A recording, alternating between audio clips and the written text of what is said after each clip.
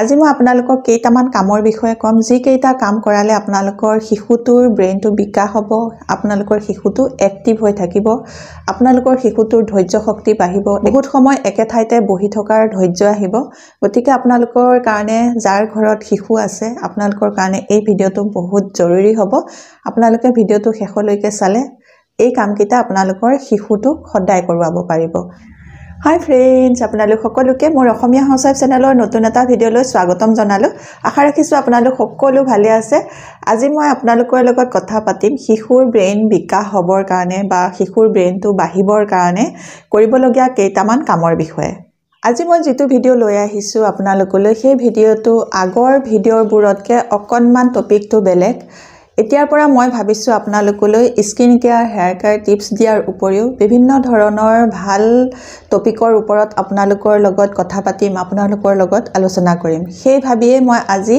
এই ভিডিঅ'টো আৰম্ভ কৰিছো যেটো ভিডিঅ'য়ে আপোনালোকক উপকৃত কৰিব বুলি ভাবিছো যি সকল নতুনকৈ মাক হৈছে নতুনকৈ পেৰেন্টছ হৈছে তেওঁলোকৰ বাবে এই ভিডিঅ'টো বহুত জৰুৰী হ'ব বুলি মই ভাবিছো গতিকে আপোনালোকে এতিয়াৰ পৰা এনে ধৰণৰ ভিডিঅ'বোৰো মোৰ এই চেনেলটোত দেখিবলৈ পাব বা চাবলৈ পাব আমি সকলো পেৰেন্টছ বা মাক দেউতাকে বিচাৰো যে আমাৰ ল'ৰা-ছোৱালী ব্ৰেইনি হওক আমাৰ ল'ৰা-ছোৱালী স্মাৰ্ট হওক আমাৰ ল'ৰা-ছোৱালী সকলো কামতে এক্টিভ হওক এইটো আমি সকলোৱে জানো যে শিশুৰ শাৰীৰিক বিকাশৰ বাবে আমি ভাল খাদ্য খুৱাব লাগে ইয়াৰ উপৰিও শিশুৰ মানসিক বিকাশ বা শিশুৰ ব্ৰেইনটো বিকাশ হ'বৰ বাবে আমি শিশুৰ দ্বাৰা কিছুমান কাম কৰাব লাগে যিবোৰ কামৰ কাৰণে শিশুৰ মানসিক অৱস্থাটো বিকাশ হ'ব এটা শিশুৰ ব্ৰেইনটো 5 বছৰ বয়স হ'লে 90% ডেভেলপ হৈ যায় সেই কাৰণে সৰু অৱস্থাৰ পৰাই শিশুক এই কামবোৰ কৰোৱা অভ্যাস কৰিব লাগে যিবোৰ কামৰ কাৰণে শিশুৰ ব্ৰেইনটো সোনকালে বিকাশ হ'বলৈ সহায় হয় এটা শিশুৰ ব্ৰেইন কেনেকৈ বিকাশ কৰিব লাগে তাৰ কিছুমান পইণ্ট কোৱাৰ আগতে আপোনালোকলৈ এটা ৰিকুৱেষ্ট কৰো আপোনালোকে যদি মোৰ অসমীয়া হাউচৱাইফ চেনেলটোলৈ নতুনকৈ আহিছে বা নতুনকৈ চাবলৈ আৰম্ভ কৰিছে আগতে সাবস্ক্ৰাইব কৰি থোৱা নাই সোনকালে সাবস্ক্ৰাইব কৰি ল'ব কাৰণ মই মোৰ এই চেনেলটো বিভিন্ন ধৰণৰ টিপছ ভিডিঅ'বোৰ আনি থাকো যিবোৰে আপোনালোকক উপকৃত কৰিব পাৰিব এতিয়া আপোনালোকক মই কেইটামান কামৰ বিষয়ে কম যি কেইটা কাম আপোনালোকে আপোনালোকৰ ল'ৰা-ছোৱালীক সদায় কৰিবলৈ দিব এই কামকেইটা কৰোৱাৰ ফলত আপোনালোকৰ ল'ৰা-ছোৱালীৰ ব্ৰেইনটো বিকাশ হ'ব আৰু আপোনালোকৰ ল'ৰা-ছোৱালী এক্টিভ হৈ থাকিব তে আহক জানো এই কামকেইটানো কি কি আৰু কেনে ধৰণে কৰাব লাগে তাৰ পৰা কি লাভ হ'ব সকলোখিনি জানো আহক প্ৰথমতে মই আপোনালোকক কম এটা শিশুক কিতাপ পঢ়াৰ অভ্যাস গঢ়ি তুলিব লাগে শিশুৰ ব্ৰেইনটো বিকাশৰ কাৰণে একদম সৰু অৱস্থাৰ পৰাই শিশুক কিতাপ পঢ়াৰ অভ্যাস কৰাব লাগে কিতাপ পঢ়াটো এক প্ৰকাৰৰ ব্ৰেইনৰ এক্সাৰসাইজ হয় বহুতো এক্সপাৰ্ট আৰু বহুতো ডাক্তৰৰ মতে কিতাপ পঢ়াটো এটা শিশুৰ কাৰণে বেষ্ট এক্সাৰসাইজ হয় শিশুৱে যিমানেই কিতাপ পঢ়িব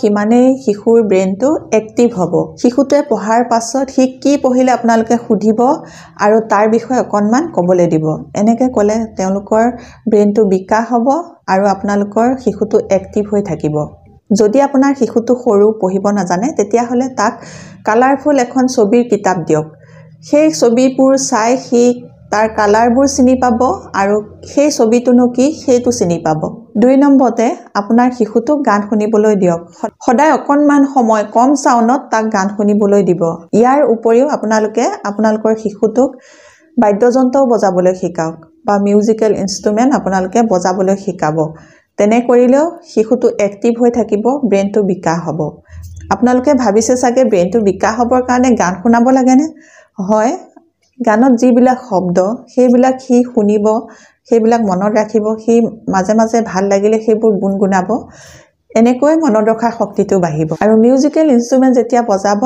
এইবোৰ বজোৱাৰ কিছুমান নিয়ম আছে সেই নিয়মবোৰ সি মনত ৰাখিবলৈ চাব যেতিয়া সেই নিয়মবোৰ মনত ৰাখিবলৈ চাব তাৰ ব্ৰেইনটো বিকাশ হ'ব গতিকে এনেবোৰ কামে শিশুৰ ব্ৰেইনটো বিকাশত শিশু এক্টিভ হৈ থাকিবলৈ সহায় কৰিব এতিয়া মই 3 নম্বৰতে কম পাজল বিলাক সলভ কৰিবলৈ দিব লাগে পাজল আনিব লাগে পাজল বিলাক আনি তেওঁলোকক সজাবলৈ দিব লাগে আজিকালি শিশুবিলাক বেছি সময় মোবাইলত ব্যস্ত থকা দেখিবলৈ পোৱা যায় যাৰ কাৰণে শিশুৰ ওপৰত বেয়া প্ৰভাৱ পৰে সেই কাৰণে শিশুৰ হাতত মোবাইলটো তুলি নিদি সেই সময়খিনি আপোনালোকে পাজল আনি দিয়ক পাজলটো সজাবলৈ দিয়ক এনেদৰে পাজল সজালেও শিশুৰ ব্ৰেইনত বিকাশ হয় শিশুতে মনতে ভাবিব যে কোনখিনি ঠাইত মই কোনটো ব্লক বহালে পাজলটো সম্পূৰ্ণ হ'ব এনেবোৰ কথা যেতিয়া সি ভাবিব সি চিন্তা কৰিব তাৰ ব্ৰেইনটো এক্টিভ হ'ব, ব্ৰেইনটো বিকাশ হ'ব। গতিকে বিভিন্ন ধৰণৰ পাজল পোৱা যায় বজাৰত, আপোনালোকে সেই পাজলসমূহ আনি দিয়ক, সজাবলৈ দিয়ক, ব্ৰেইনটো বিকাশ হ'ব। প্ৰতিদিনে আপোনালোকে আধা ঘণ্টাৰ পৰা 1 ঘণ্টা সময় পাজল সলভ কৰিবলৈ দিব। এনেদৰে কৰিলে ব্ৰেইন বিকাশত সহায় হয়।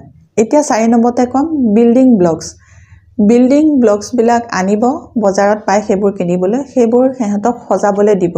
কোনটো ব্লকৰ ওপৰত কোনটো ব্লক দিলে সেইটো সম্পূৰ্ণ হ'বগৈ, সেইটো সিহঁতে শিকিব।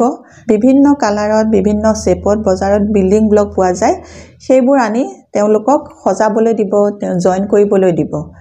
সিহঁতে তেতিয়া ব্লকটোৰ শ্বেপটো বুজি পাব, কালাৰটো বুজি পাব আৰু কেনেকৈ সজাব লাগে সেইটোত তেওঁলোকৰ ব্ৰেইনটো খটাব। কোনটো ব্লকৰ ওপৰত আন এটা ব্লক দি কেনেকৈ জইন কৰিব লাগে সেইটো শিকিব, কালাৰবোৰ চিনি পাব, শ্বেপবোৰ চিনি পাব। তেওঁলোকৰ চিন্তা শক্তি তেতিয়া বাঢ়িব, ভবা শক্তি বাঢ়িব, তেতিয়া তেওঁলোকৰ ব্ৰেইনটো বিকাশ হ'বলৈ সুবিধা পাব। শিশুক সদায় আমি খেলৰ মাজেৰে শিকাব লাগে। সেইকাৰণে এনেকুৱা কিছুমান খেলে শিশুৰ ব্ৰেইন বিকাশ কৰে, শিশুৰ বুদ্ধি বিকাশ কৰে, শিশুৰ চিন্তা শক্তি বঢ়ায়।